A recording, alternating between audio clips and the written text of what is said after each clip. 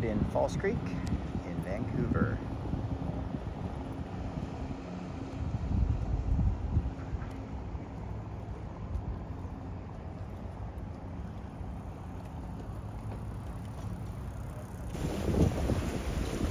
There's an orca going right up the Strait of Georgia, just off our port.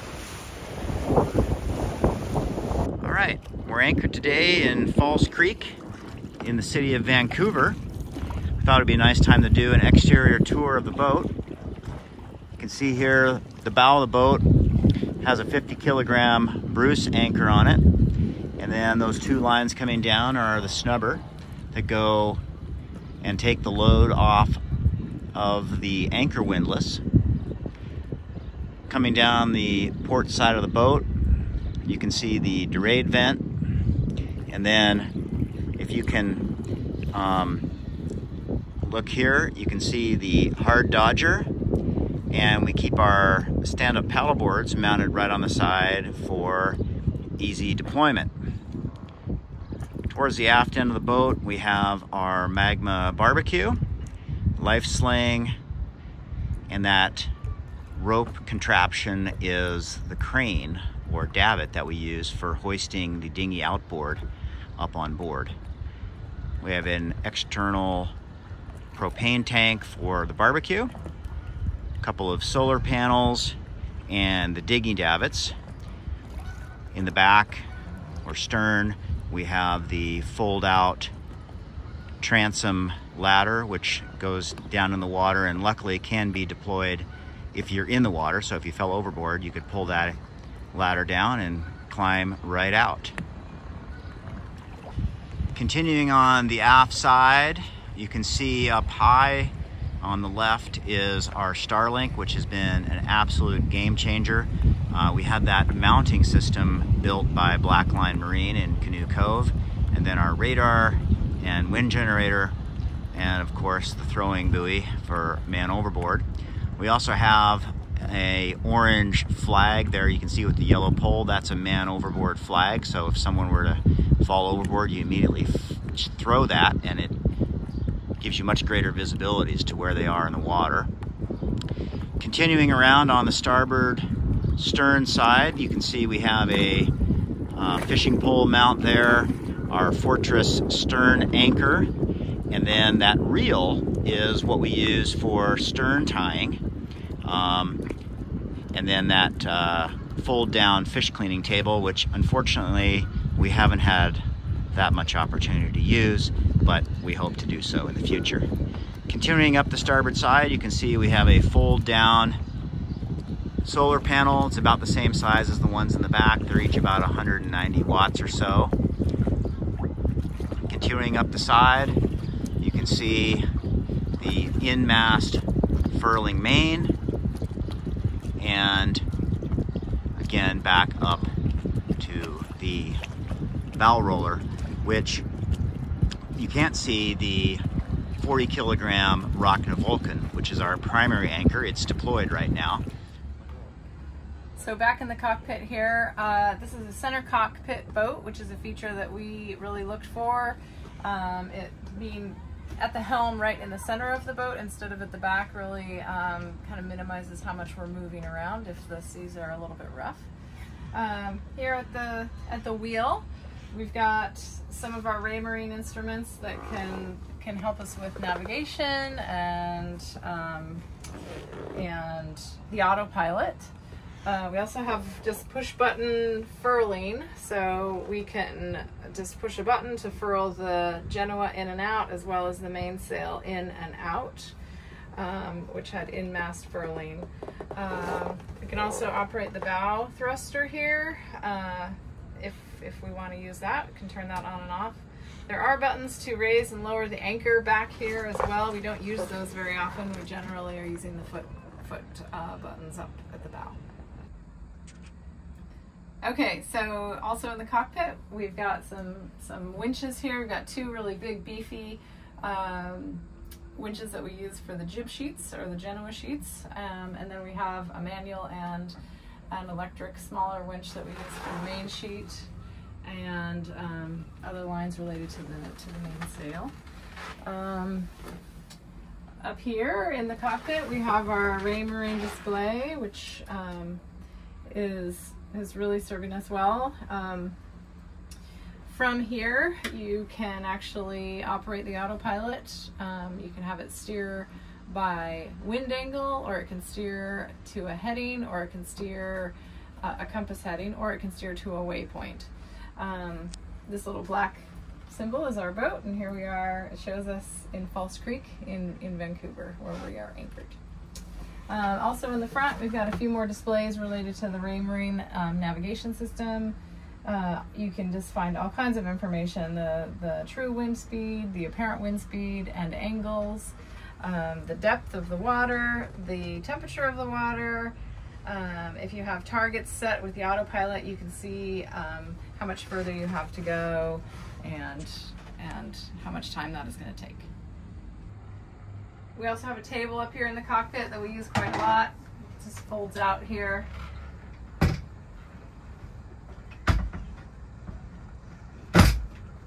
And we end up sitting here for most of our meals, even when it's cold outside. Actually, the glass in the Heart Dodger warms this up like a little greenhouse, so we can sit outside and eat even if it's chilly. Lastly, in the cockpit, we do have one locker in here that's pretty big. So it's got in here our life raft, our ditch kit, a few pumps, fire extinguisher that shoots right into the engine room. And here we are on the aft deck. As Kay mentioned earlier, with the center cockpit, one of the nice advantages is you have this aft deck area, which is a good working area. And then you also have a couple of very large lockers here, which we have stuffed to the brim. But it looks like a total mess. It's actually reasonably well organized. This is where we keep our inflatable kayak, our shore power cord, our dock lines. We have a stern shower here in the center so that when you're finished with a nice swim, you can rinse all the salt water off. And then over in this locker over here is where we keep our two Brompton folding bikes, as well as our Fendertex fenders, which roll up nice and small and just fit right in the cockpit, right in the lazarette here. It's cool in Vancouver. Throughout Falls Creek, you have the aqua buses traveling around, taking people from place to place.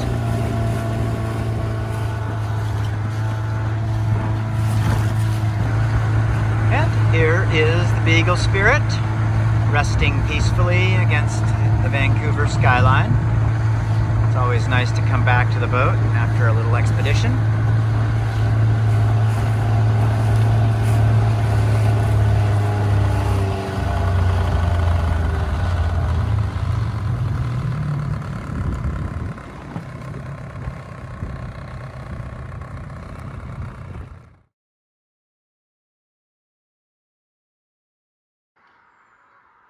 Some of the hills on the island are a little steep for the Bromptons. You're looking at...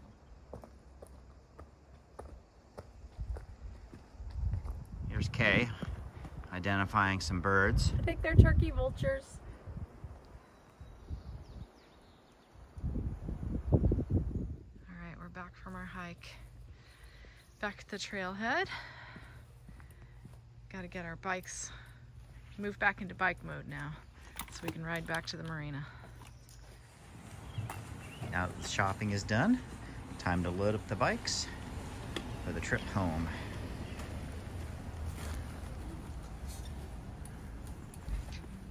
Got the front pouch, the backpack, and then the cold stuff goes on the back rack. So we're back to the dinghy. We're folding our folding bikes up so that we can put them in the dinghy and head back to the boat. These bikes are called Bromptons, and we have used them a tremendous amount to explore cities and to get groceries, and They're really quite amazing.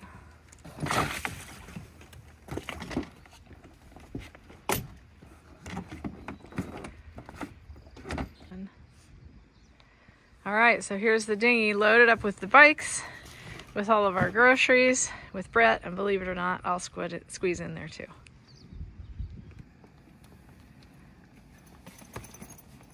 We store our bikes in these bags to protect them from the elements and to keep them from getting scratched while we're underway.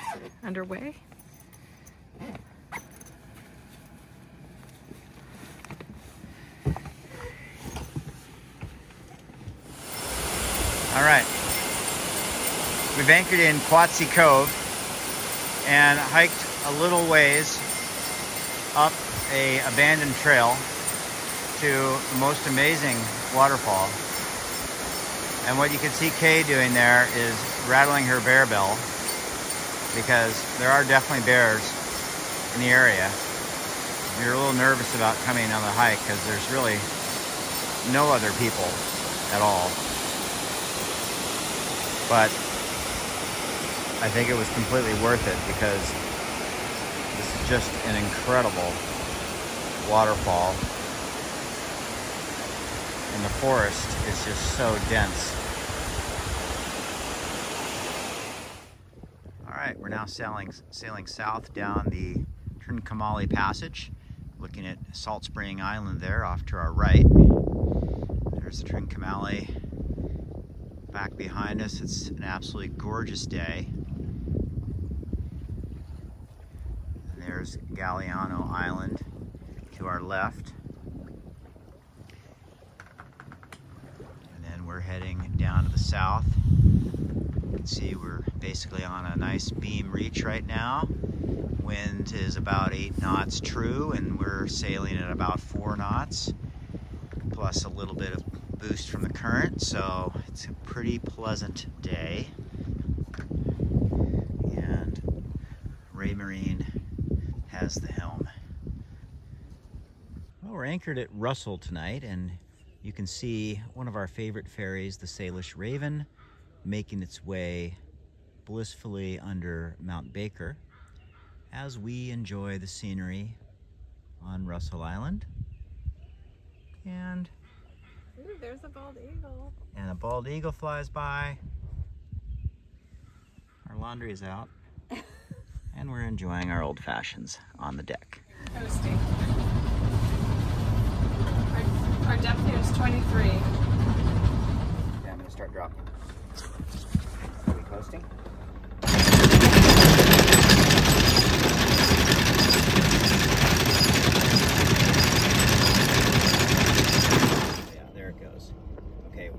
See the chain coming right up now out of the water. That's a good indicator that we're set. Oh yeah, we're set. Hello, welcome to the V berth. This is the forwardmost room on the boat, and this is our guest room. So we have room here for 2 people to sleep, 2 bunks. There's also a little cushion that can be placed in here to fill the space so that it turns it into a nice big bed. Hello and welcome to the bunk room. This is our other guest cabin, and you'll notice it's quite comfortable for 1 person to sit. They can read and just relax in here. And it's also pretty good for 2 if you lower the bunk like that. Now you might have noticed these little clips right here. So those are for attaching lee cloths, and we have them for both the top and the bottom bunk. So when we're offshore and the boat is heeling from one direction to another, the lee cloths hold you in place. This is our guest bathroom. This one happens to be electric, so when you're ready to flush, you just simply press this button here, and that's all there is to it. They call this the quiet flush. We don't think of it as all that quiet, but it does work extremely well. This valve here is for the holding tank. So you'll notice right now it's in the closed position. When we go offshore, we move it to open, and that empties the black water and also allows you to use it pretty much as you want. And when the time comes, you can do your laundry right in here. This is our laundry machine, and we simply open it up, load it with our dirty clothes, and start the machine. So moving back from the forward berths, we have our main living area, the main salon. We spend most of our time here when we're down below, relaxing. So these are our two favorite chairs where we sit and have our coffee every morning. And just to give you an example of the storage on the boat, under these chairs,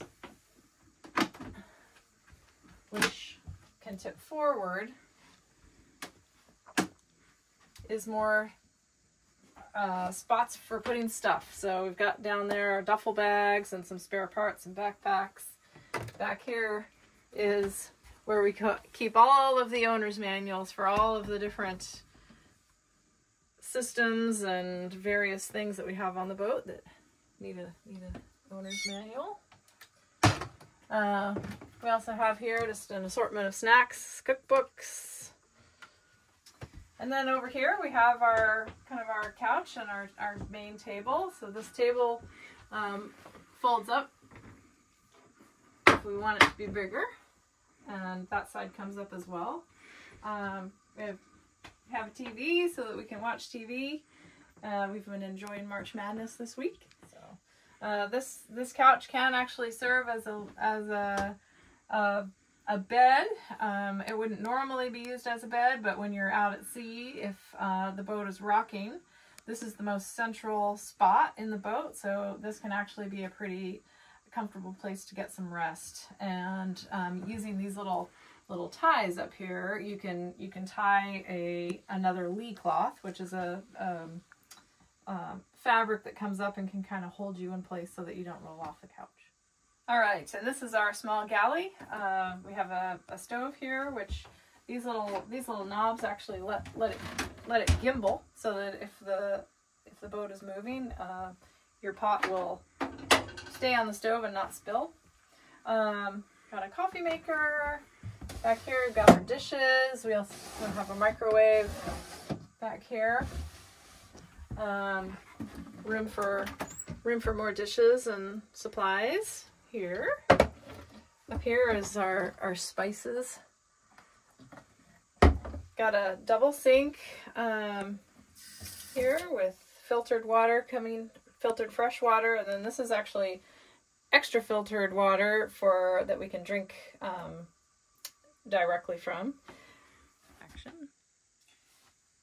This is our navigation station, but it's also our desk. It's kind of where we do a little bit of work.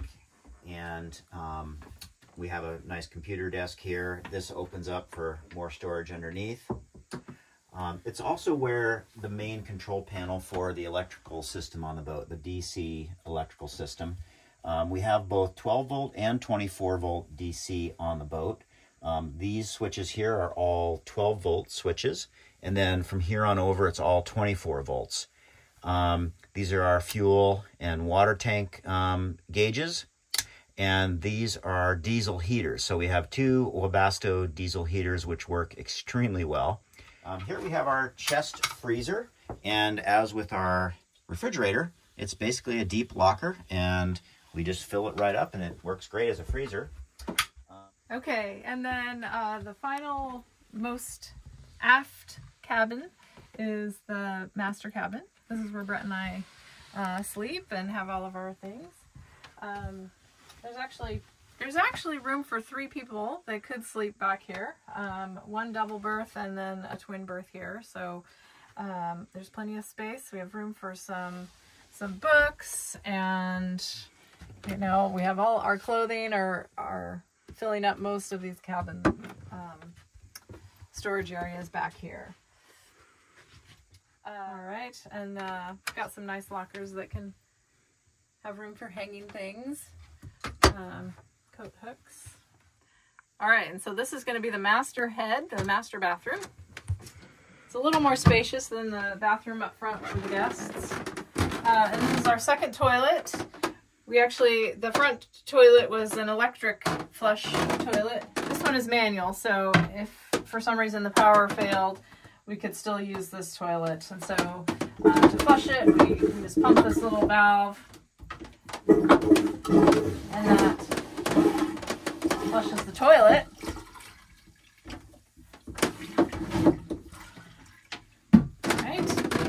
Have a separate shower stall here with a handheld shower.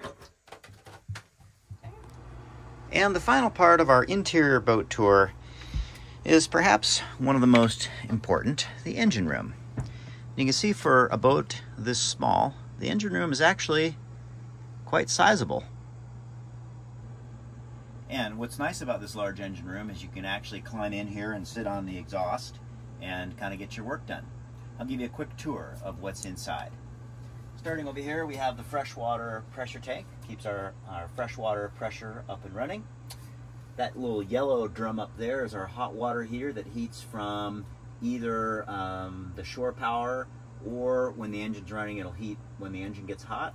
This white box here is our generator. That's the generator coolant. Up above we have the diesel heaters. This is the main 110 horsepower diesel engine. Of course, before we start the engine every time, we always check the oil, make sure it looks good. We also have up front these dual Raycor fuel filters to keep the fuel clean as it runs into the engine. This device here is actually a fuel sump pump that allows you to pump a fuel sample out of the bottom of the fuel tank, so you can make sure there's no water or debris accumulating down there.